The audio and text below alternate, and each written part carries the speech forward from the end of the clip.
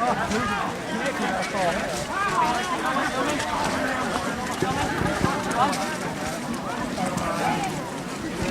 goes the battle? The pommel and lines are cut in and extended.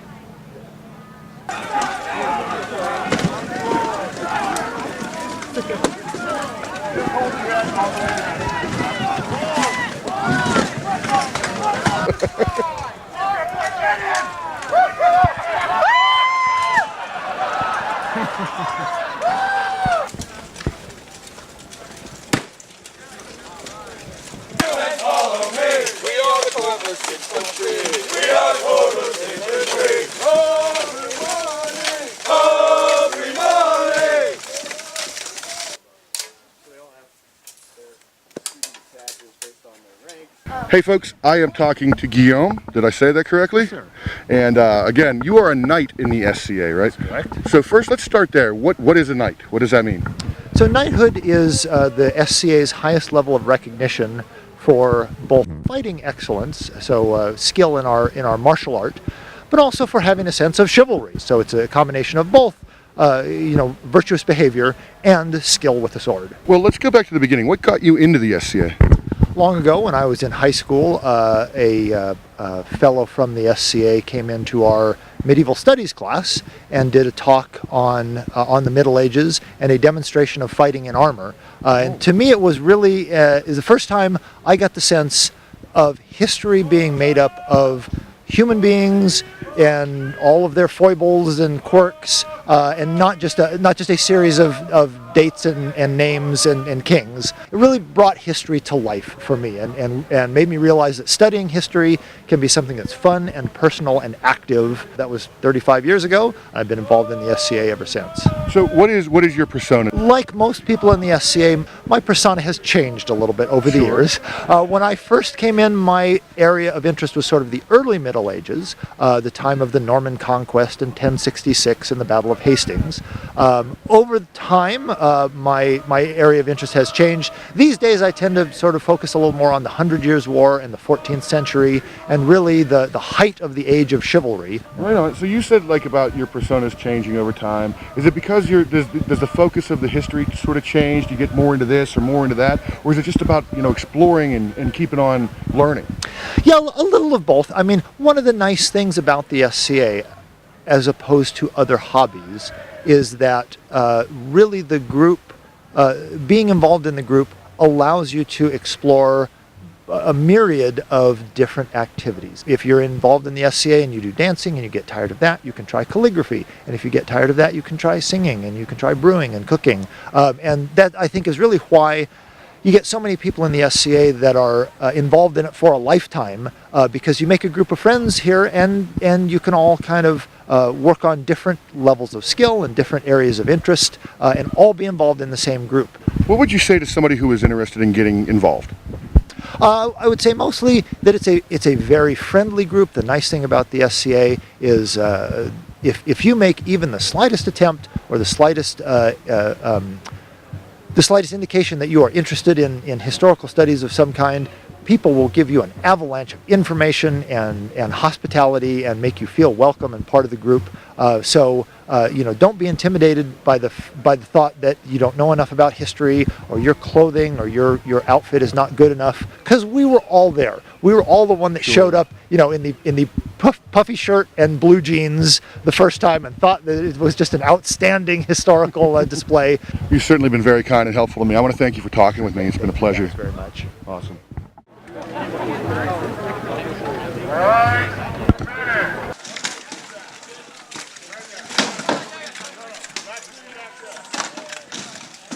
Did you have a little flexibility? I just like do rapier. I think it would make it nasty, like a nasty cut. We had talked earlier. This is all on the honor system, right? That's right. You hit me hard enough, I say it's a hit. That is exactly correct. Every once in a while, you'll get somebody, usually a newbie, but they get out there and they get the adrenaline rush and they forget. Right. So they're cranking on people? Or either they're cranking on people or they're not taking shots or something like that. Like you hit them hard enough to knock them down and they want to get up and keep fighting and you're like, wait, calm down. So You get hit in the arm, you lose the use of the arm? Okay, it depends on what weapon. Okay. So if you get hit in the body, get hit in the head, that's it. You're done. Okay. If you get hit in the arm, you lose the use of that arm. If you get hit in the leg, you lose the use of that leg. Mass weapons are also similar too. For example, sometimes if they have the ballista up, if you get hit anywhere by the ballista, like a ballista bolt, you're done. Or a siege rock. Hello, what's your name? Hello, sir. My SCA name is Klaus. Klaus, nice to meet you, Klaus. You as well. So what is your persona, Klaus? So I'm going for a Varangian guard. Okay. It's later Viking era. After the fall of the Viking Empire, they kind of went down, started selling themselves as mercenaries to the Byzantine Empire. So they started putting together lamellar armor such as this, which was from more of the eastern areas of the time. Oh, this is really light, yes. Is it really? And it absorbs a lot. It's great. What's it made out of? This is actually made out of plastic. Okay. I know it's not that realistic, but It would have been made out of leather? it would have been made out of either leather or metal. Okay. This helmet, I got it from a gentleman. He has a company called Acer Metalworks in Arizona, and so this is like a Viking ocular helmet. Now right here, in order to meet the society standards, we have to put these little bar grills in because the gap would be too big and a sword could penetrate and take out your teeth or hurt you. So we How much can you see in that? I can see everything above and below this. So this is a blind spot right here. Okay. For the legs, just these are aluminum knee cops and these are leather with aluminum splints behind it. I keep them covered with this. Just they're not that attractive and they don't really fit the persona, but it's minimum armor requirements for the society. So we always want to make sure we're as safe as possible. You got your elbows? Correct. minimum? So the elbow cops, elbow padding, forearm armor is not required in all kingdoms. It is required in our kingdom. And I also have demi gauntlets I wear over this. They're over at my tent right now. And then your shoulders? Shoulders are not a requirement, but I have a previous shoulder injury before I joined the SCA that I would not like to re-injure. And you have the gorget arm with the spinal protection on Correct. yours too, right? Yes, sir. Keeps your throat from getting stabbed at. Yes, I've been hit in the throat before. It doesn't happen very often, but it's happened, and this at least stops that, protects it. Always wear a cup. Always. Did the combat draw you in, or Actually, was it just no. a sweet thing? No, when I joined, I had no intention of participating in combat.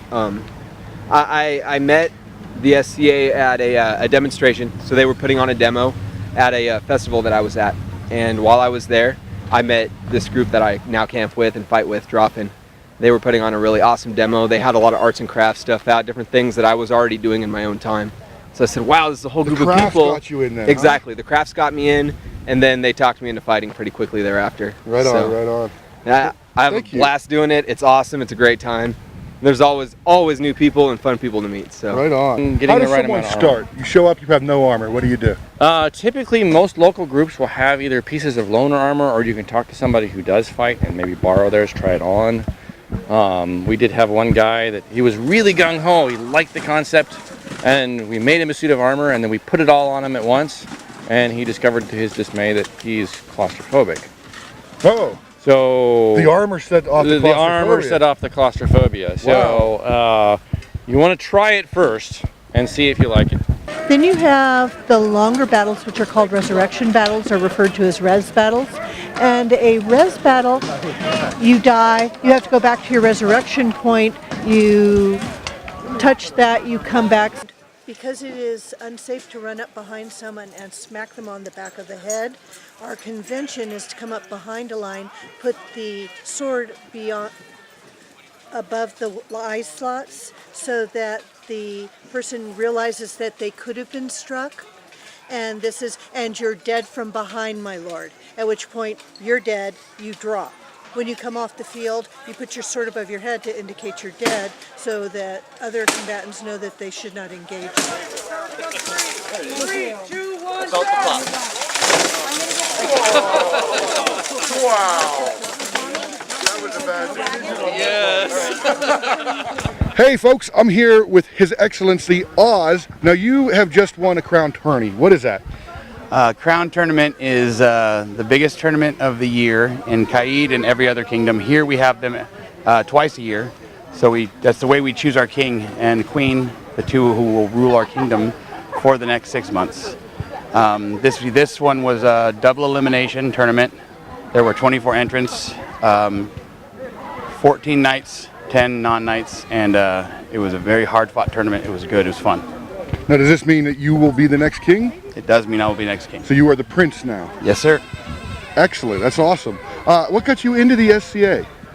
My uncle actually was in the SCA for 30 years in New Mexico. It's the Kingdom of the Outlands.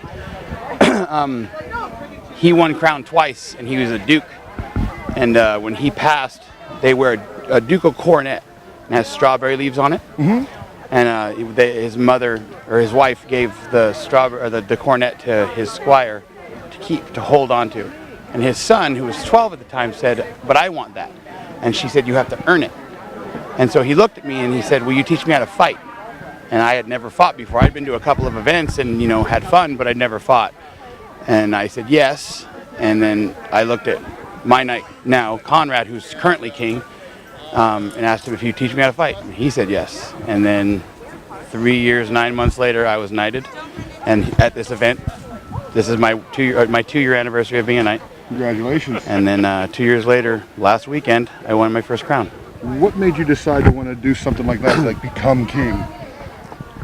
It was never about being king or being a knight or anything like that. At first it was, but then when I got into the SCA and I met the people and I saw the dream and I felt the dream and I started having my own vision of the dream of what it could be like and what I could make this, I just wanted to be someone's hero. That's all I wanted to be. Sure.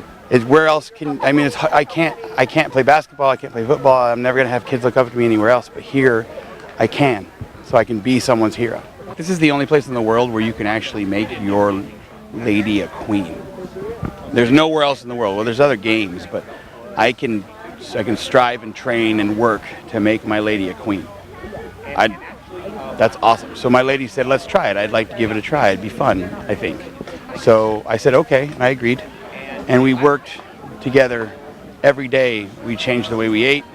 We trained together, we sweated together. Every time I missed a meal, she missed a meal. Every time I wanted to quit, she would pull me back in.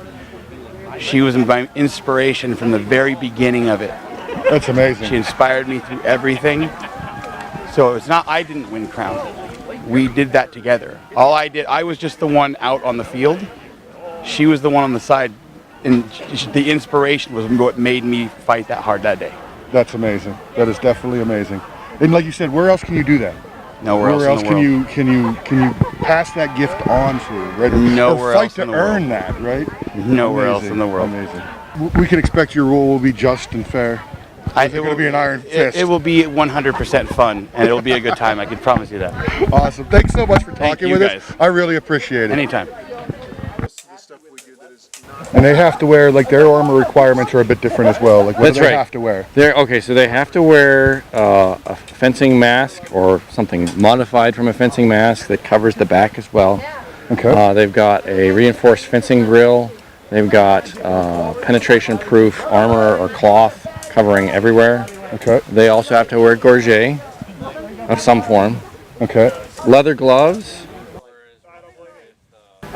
When he touched the leg, he just ceded the fight because technically he could have got down on his knees or sat down and continued the fight as a wound with the leg. But since we're just in the practice motion right now, he just ceded the fight and said that was a good touch. And let's go at it again. Yeah, let's go at it again. It's because we're up to gunpowder by now. Yeah. Right? Nobody's wearing heavy armor when they're Nobody's wearing heavy armor or anything like that. And we actually, some of the scenarios when we do melee, they have rubber band guns, which simulates, nice. The flintlocks that they would have had at a time period. And then you'll see what they're doing now is because this is all an honor system. Mm-hmm. There's a lot of talking involved because you don't call hits on your opponent. Right. You call your hits on yourself. So you have to talk it through how things are going and, discuss what just went on.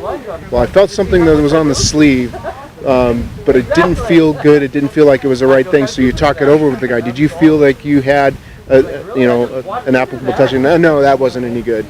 And then you'll go back and forth all the time and we'll talk it through how everything happens. And that's why you'll see them pause every once in a while is they're just discussing what just happened so that they're both on the same page. There's a community here, like all these are my friends, and when we don't see each other for a while, like Marco, it's fantastic we get to fight together and do some, and hang out and do our thing, and that kind of drew me in, and that's one of the big reasons why I've stuck around for it.